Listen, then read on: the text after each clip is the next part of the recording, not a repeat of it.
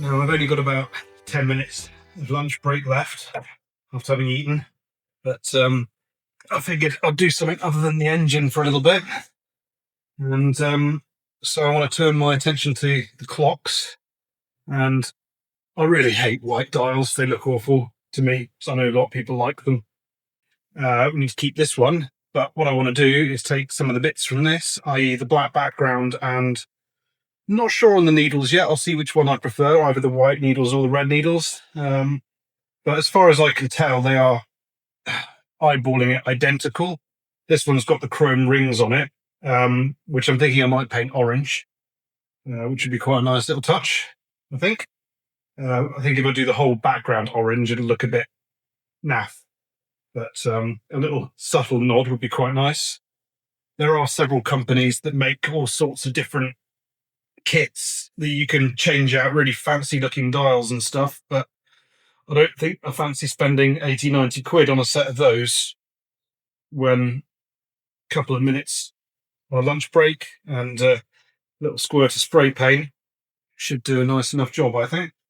But I also have some carbon fiber vinyl wrap, which I could use, but cutting it in around these little trims would be quite difficult. So I'm just going to take it apart, mock it up, and see what I think is going to be the best looking combination. But worst case, I've always got another one to revert to if I muck anything up on it. So yeah, and I have split these before, so I've seen them come apart. But yeah, hopefully this will be all fairly straightforward. Just give them a quick wipe down before I take them apart, and try not to get the kitchen table too dirty.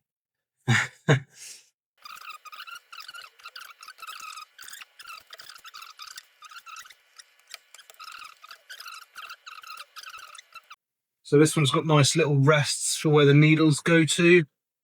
I will use this opportunity to take a couple of photos of all the needle positions. So I'm going to pause the camera for a moment, just so that I can keep a record of exactly where they sit at rest. So when I put the needles back in, then they should go back in the right places. Right, one moment. Right, so now I've got some photos of the dial and their current positions. I'm going to try and start taking it apart. Now, I'm fairly sure it's not all of these screws that need to come out to split it, but I cannot remember which ones do need to come out and which ones don't. Or was it just clips for the case? No, it was just clips for the case. Didn't even need to get my screwdrivers out yet. Right, let's clip that one off.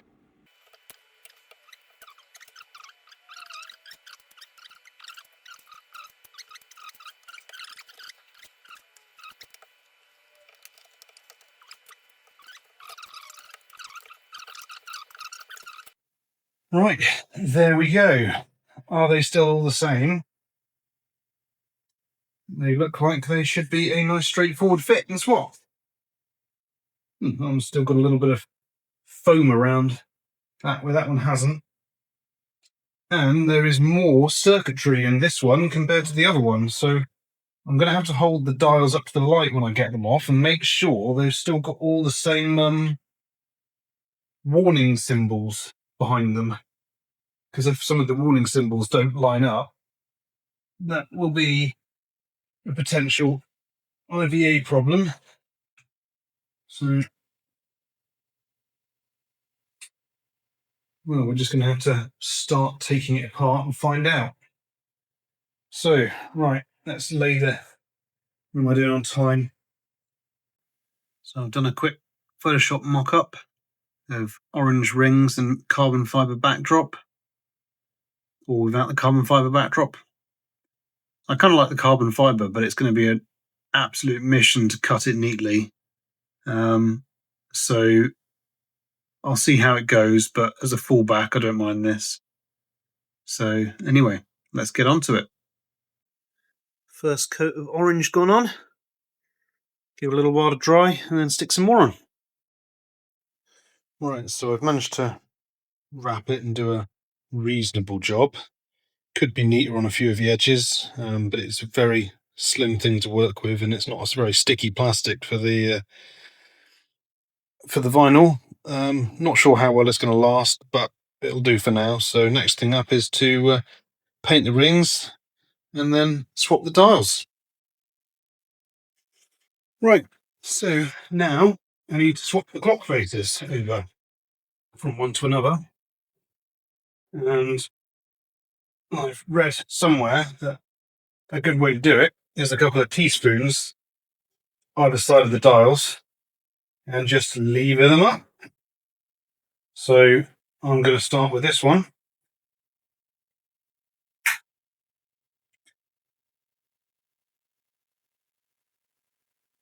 And look at that. Beautiful. One needle. Next.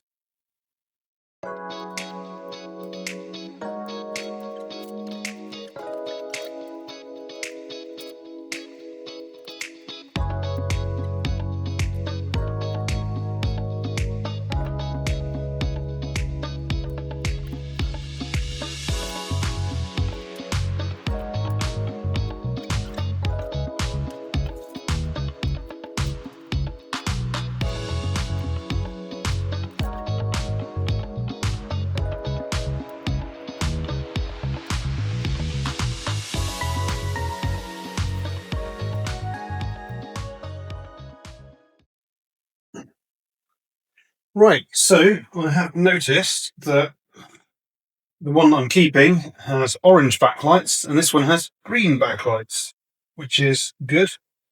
It's the same little rubber sheaths over the bulbs, but I wanted orange anyway, so that's great. I will just leave it as it is.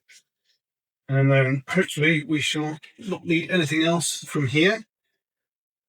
Although, yeah, we have an extra bulb in that one. It's missing from this one. I think that's related to the hold for the automatic cars. Yeah, otherwise it's got this little box down here. It's not much difference, really. So I shall proceed with rebuilding. And I want to start with this one, for no reason particularly.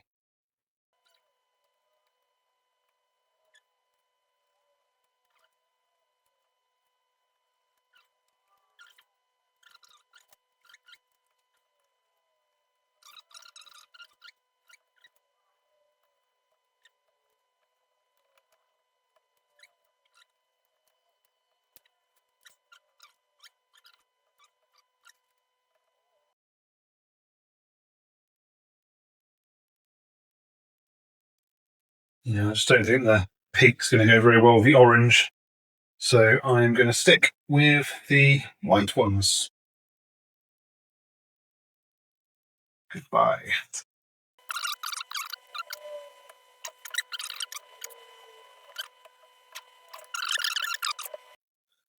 Well, after a quick check, turns out you need to have the car on, running with a full tank of fuel to set the fuel gauge properly. And the oil pressure one as well, likely the same story. Whereas the coolant temperature one just nicely resets to a natural position, whichever way around you have it, which is the same as where it started from. And these ones are nice and easy to calibrate. Those two are going to take a bit of a faff, and I have to remember to do them. So I'm just going to guess for now and put them on in roughly the right sort of place, and I'll have to deal with them another day. But yeah, for now, that looks pretty good, I think. Well, it's pretty much exactly how it started on the other clocks. So, yeah, I will click the front on. Yeah, not best impressed by my own vinyling job on this, because the vinyls doesn't want to stay stuck down. Although at least I suppose when it's behind the plastic, it will at least stay in one place because I'm nothing to disturb it. But yeah, I'm not going to worry about dusting it up too much because I'm going to have to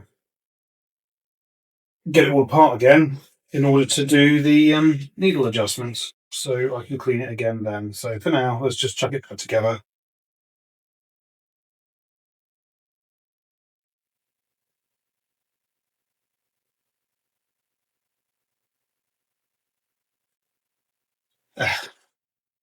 Now I just need my my painted rings to dry.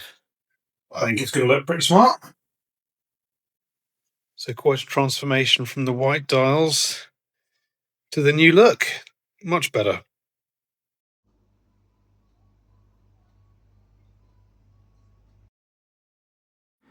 And now heading outside again, I have a little look at the clutch. Cool, I'm quite glad I'm not going to run this again, because going by the colour on the metal there, this has got hot, really, really hot. I can't even feel the grooves there anymore. It's smoothed out on both sides. I think this is due a change. The pressure plate's got a little bit of rust on it, which isn't really any surprise considering it's been sat for a while. But it's otherwise not in that bad a condition really. But yeah, there's a couple of signs of temperature and heat spots on here. The flywheel's definitely seen better days. But yeah, let's see if I can just whip that off quickly and then have the back of the engine clear.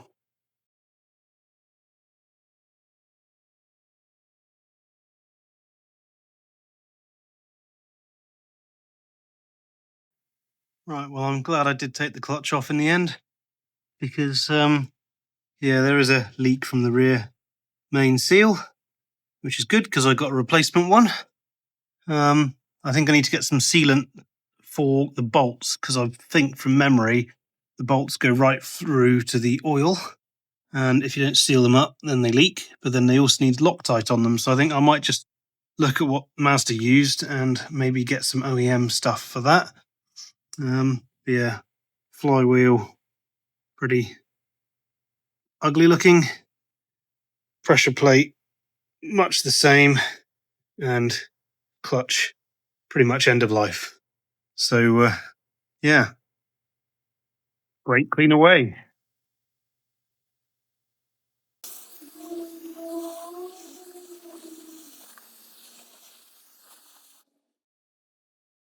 So I picked up another subframe.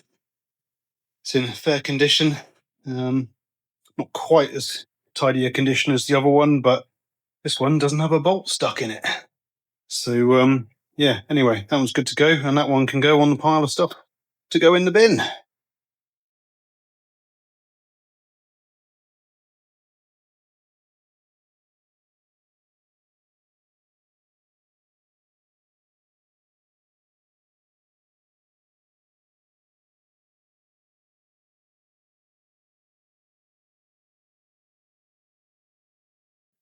And then suddenly I have a clear alley again. Everything's ready to go tomorrow. We're just hoping we don't get any massively high winds that cause all this to fall over on the other car. But it seems pretty stable for now. So anyway, yeah, a lot of metal. Be good to see it gone. Well, the bonnet has been saved last minute, literally the day before everything's going to scrap, and somebody wants it. So it's going later today, which is nice because it was the best panel on the whole car. Not a dent on it.